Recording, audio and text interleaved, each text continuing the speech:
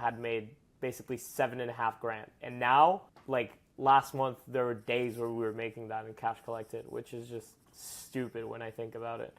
Especially in the start, I remember we had an ad that did insanely well. We were getting like $200 a day from like $30 a day in spend. Yeah, it was crazy.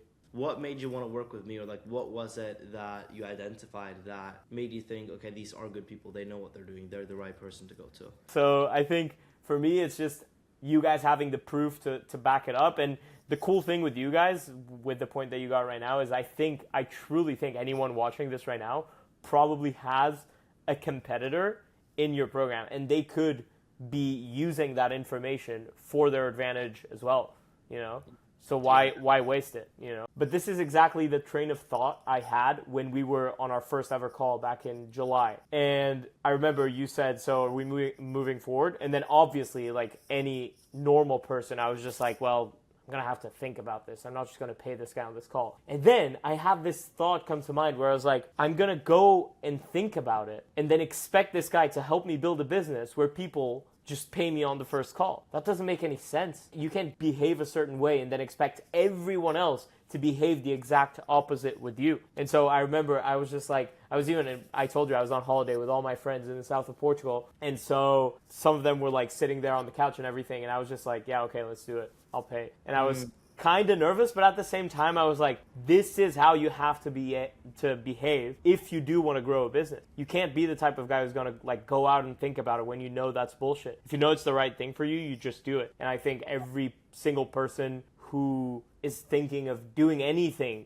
to better their life or grow their business, whether that's with your help or with like just with anything in your life, if you want people to behave a certain way with you, just do the exact same thing yourself with all the things in your life. That's like really good sauce to win. I also think I need to think about it. It's such an illegitimate thing because maybe it was like a massive B2B proposal with like numbers and KPIs and everything. You'd be like, okay, I need to think about it. But when you're buying info consulting, you know exactly what problems you have, where you want to go, and you've probably seen their case study testimonial before you get on the call. That's why you booked the call, and you booked the call yourself. And so if you're saying you need to think about it, it's just an emotional response of like not trusting yourself, and very often not trusting yourself and not trusting the other person, unless you get on the call and the other person is just like retarded, right? But in that case, you would say no, you wouldn't think about it. So in thinking about it, it's like an illegitimate thing, but I like the thing you said of like the objection you give is the objection you get. And how are you going to convince other people to take a jump that you're not willing to take yourself? Not only are you not going to be able to do it because it's not within your worldview, but it's also not even ethical to do that if you don't believe that's the right thing to do. 100%. I agree. Go into, that was when we started though, back when you had like no business. Go into a little bit. Well, that was pretty much the situation before, pretty much nothing. I had 2 clients before you guys. I signed one in April and one like 2 or 3 days before talking to you. And that was it. In like a full year, I had made basically 7.5 grand. And now, like last month, there were days where we were making that in cash collected, which is just stupid when I think about it. But again, it's because I don't even think about it that much. It doesn't make me feel anything. But now saying it is like, wow, that's insane. That's crazy. It's basically zero, or like you had signed 2 clients total over like a long period of posting some content, but pretty much in terms of like actually having like a serious offer, an actual, like you're running it like a business and you're thinking of business. So from 0 to 45K a month, pretty quick. Yeah. Even while you were like actually doing setting as your thing, which is cool, right? Like you didn't like quit it to do the coaching business. So yeah, it's been really cool. Throughout that of like going to from 0 to 45K, what do you feel like the biggest things we helped you with were? I think I'll start with the more woohoo stuff first and then the more like tangible stuff later, but just a shift in mindset, which was huge. I remember at the beginning, I was probably texting you and Liam every like 2-3 days saying like, I'm worried, this is not going well, ABC is not working, what are we going to do? And every single time, I just remember both of you guys would just tell me, that's just a limiting belief. That's just you not trusting the process. And I think that was huge for me in terms of growing the business. And I think a lot of people will recognize themselves in this, which is you probably already do that in all the rest of your life. You know, like you eat clean, you go to the gym, you just trust the process and you trust that it will work. But then when it comes to your business, because you're so emotionally attached to it, it's good to have someone else with an outside perspective that comes in and just tells you, look, you need to zoom out and chill and trust that it's going to work out, you know? And I think for me, even though you guys are young, which to me really didn't make a difference, it was more the fact that you had run a shit ton of other businesses and that you kind of knew what you were doing and you understood the phases that it was going to take to get to a certain point, really gave me a sense of peace, I think. I think that was the biggest thing, because if I was doing this by myself, I wouldn't have anyone to, and it can sound a bit ridiculous, but I think it's very, very useful to just have someone to rant to, or to talk about when you're not feeling good about the business or when you're worried because sales aren't coming in. So that was really good. Accountability is huge, just on the little things like you're not posting enough content. You want the business to grow, but you're not actually putting the effort in, which has, I think, massively changed over the last 2-3 months, and that's why it's scaled way bigger. And then going more into the tangible stuff, just a lot of structure. I literally had no idea how to run a coaching business. And the funny part is I thought I probably could do it by myself before talking to you guys, because obviously I was a setter, so I had seen a shit ton of coaching businesses, but truly I had no idea what the structure was. And then when I got on the call with you, you were like, you're going to do A, B, C. In the first week, we're going to do this, then this, then this, then this.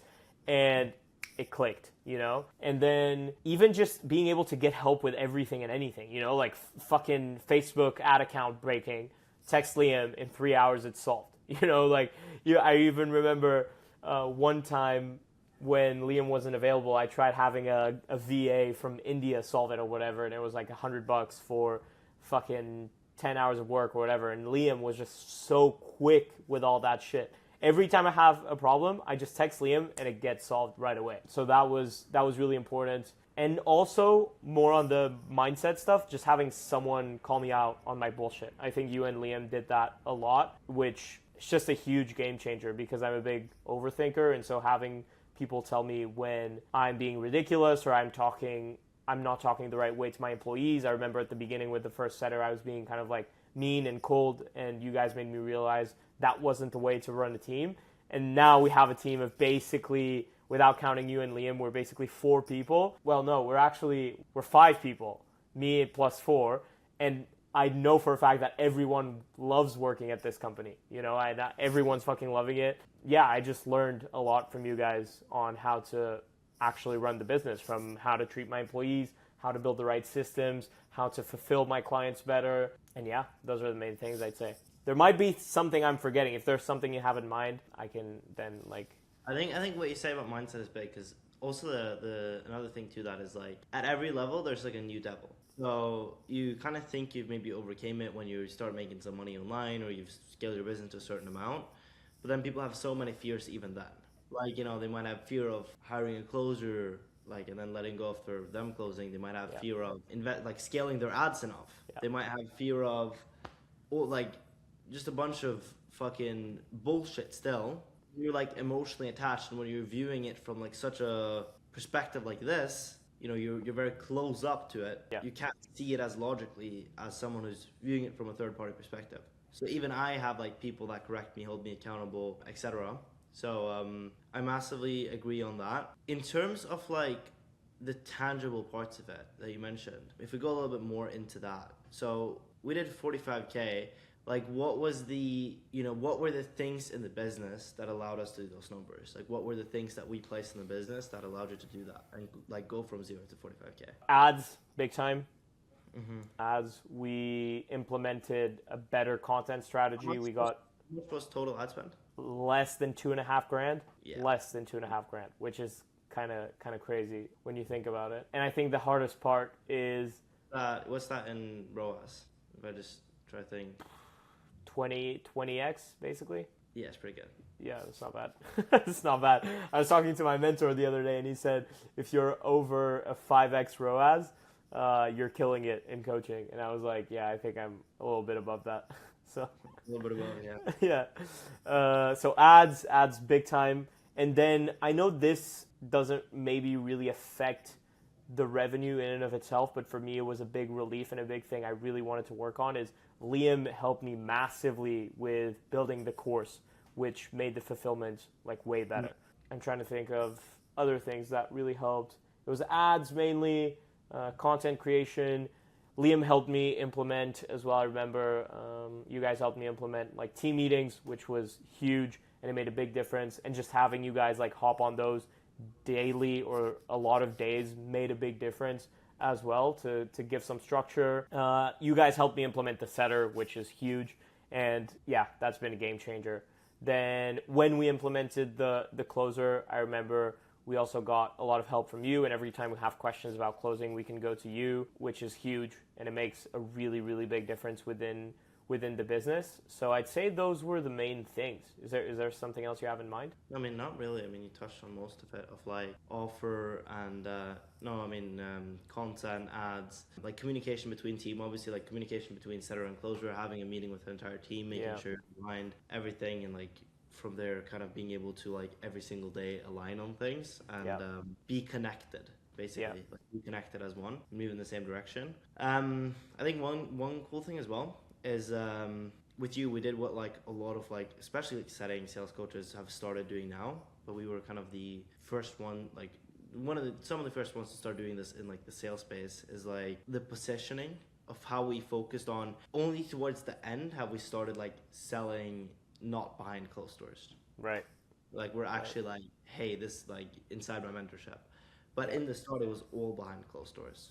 It was all like, I'm a setter, but my DMs are open for advice. I mean, it's a lot of what people do right now. Is a lot of people have copied like the DMs are open for advice line that we've used. But I think that's also a big thing too as to why the ads were so successful, right? Like obviously you mentioned, we have a 20x ROAS, like less than $2.5 to collect 45K. And then the other thing is like, especially in the start, I remember we had an ad that did insanely well. We were getting like 200 followers a day from like $30 a day in spend. Yeah, it was crazy. And that ad was like literally just you chilling in a hoodie talking about like how you did setting, like how to be the lazy rich friend, I think it was called. How to be the like chill lazy rich friend.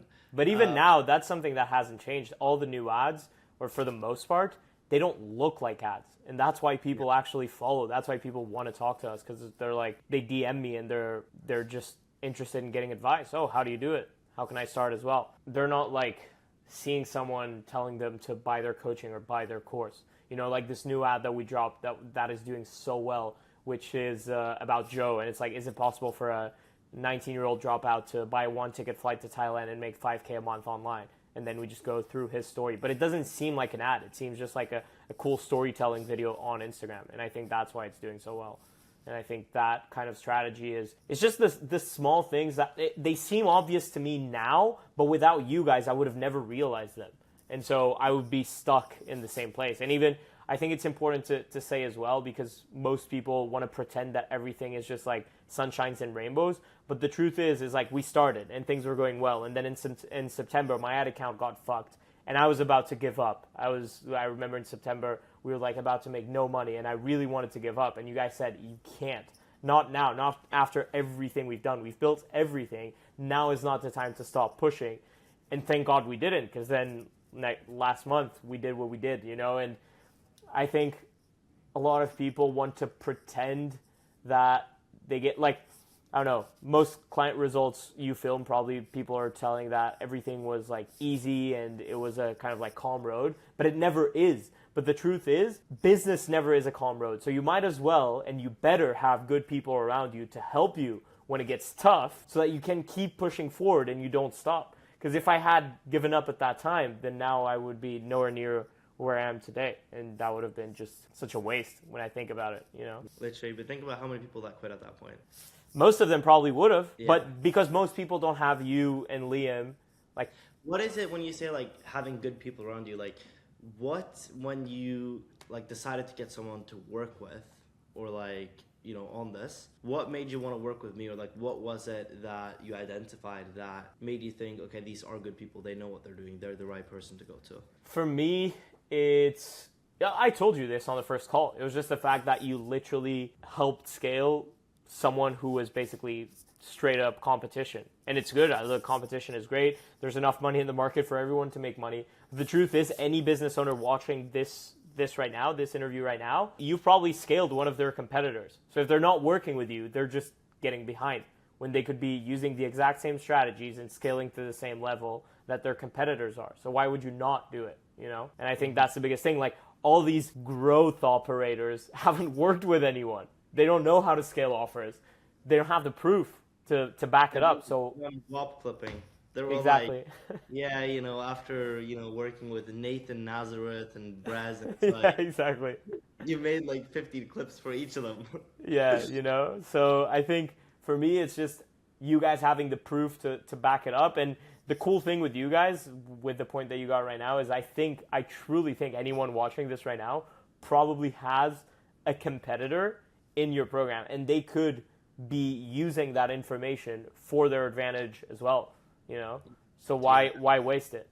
Cool. Okay. So going back to what you said though, obviously it wasn't a smooth ride. Yeah, it wasn't like a calm, smooth road, but obviously culling now being worth it in the end, and will continue to just get better and better. When it comes to so obviously you talked a little bit about ads. Yeah, like ads they don't look like ads, and that's why they worked very, very well. The way we did that positioning is why it worked very, very well. And I think that's also right, like that's why we attract higher quality leads too. High quality leads are gonna be attracted to someone's whose brand is high quality. Yeah. So if your brand is like shitty and it's built around renting a couple Lambos and having like DM sales or like DM fucking escape in your bio, you're not gonna attract high quality people. No, and I think with my brand, and we've seen this in the DMs time and time again, the reason people reach out is because they are attracted to my authenticity and the fact that I'm genuine. I don't rent any fucking cars. Like I don't have any videos with cars or anything about money to be very frank.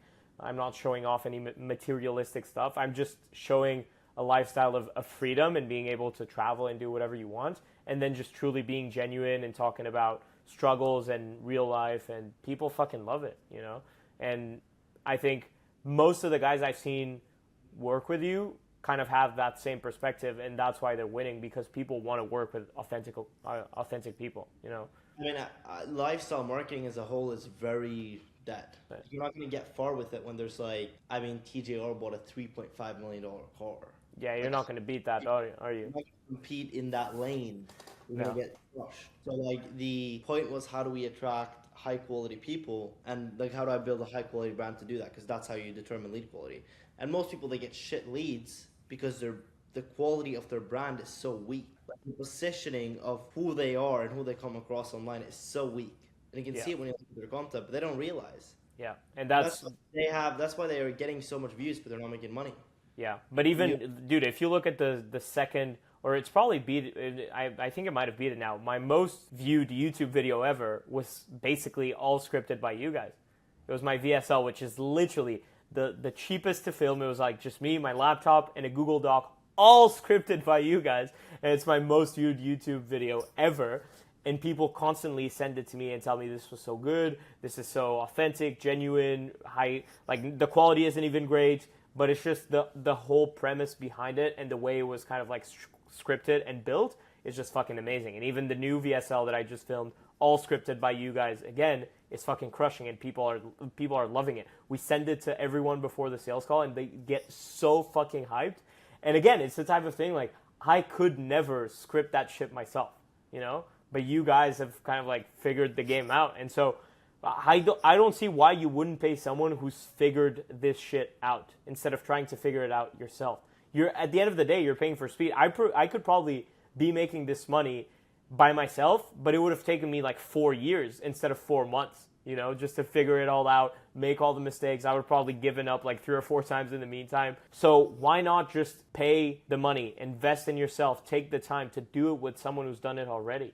And the weird part again is most of the people you guys work with are coaches. And so if you're a coach watching this and you're helping people and you expect them to invest in you to have a transformation, why would you not do that same exact thing yourself to see that transformation within your business? I don't get why you wouldn't do it, especially if you have the information. You're seeing these videos. You're seeing people have done it. People went from 0 to 30 to 45K a month. What are you waiting for? Let's go into that actually. What would you say to someone who's on the fence, considering whether they should do it or not? Just fucking jump in, bro. Though, what is it gonna change waiting an extra month? You're gonna keep watching testimonials and YouTube videos, but at the end of the day, that's what I did. I remember I saw the video from my competitor and you. 3 days later, you DM'd me. We chatted. The next day we hopped on a call and I paid. Because why the fuck would I wait? Every single day that I wait is the day where all of the rest of the competition, everyone else is getting ahead. I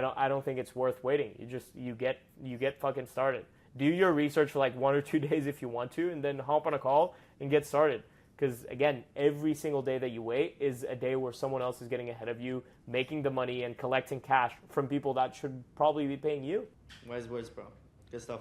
I think also one thing you mentioned about the VSL of like people watch and it's like, this is so good, like it's very authentic, all these things, and we scripted the entirety of it. But I think that's also key is like when you're working with someone who knows how to create like a high quality brand. Yeah. Because the brand we created was like spot on. And people love it. And it separates you. And that's why we get people that pay, $5K for a setting program, pay in full. Yeah. And most people, that sell, like how to get into setting, it's often like 2 to 3K tickets. And we're getting like 5K pay in fulls, even before you had any testimonials. Before I had before I showed any results anywhere. Before I showed fuck all. Because and the offer is just starting, but still people loved it and still people resonated. Yeah. Because the quality of brand that we built, which comes from the positioning and how we communicate that positioning in the ads and in the content. Yeah, absolutely. Easy, bro. Let me think. Is there anything else? I was just going to say I need to reply to a text while you think about that question. What was your experience like with like the client fulfillment experience itself? Because there's a lot of people in the space that are kind of like, they went through a lot of these programs and it's just kind of like generic advice or like fucking quotes that are just bullshit or they're some like random CSM. Yeah, for me, the good thing was that I was working directly with you guys and not someone else, which was good because I knew you guys had the experience. You guys were the ones I wanted to work with. And the other thing is the fact that it was personalized to me. Like Liam literally, you guys literally scripted ads for me specifically. It wasn't like a generic ad that another setter coach. And that's the cool thing is some people might be like, oh, but if this guy's working with my competitor, then he's just going to like give us the same thing. But that's not true. You guys are actually personalizing everything for each person's brand and each person's identity. And I think that's really powerful, to be honest. Sick.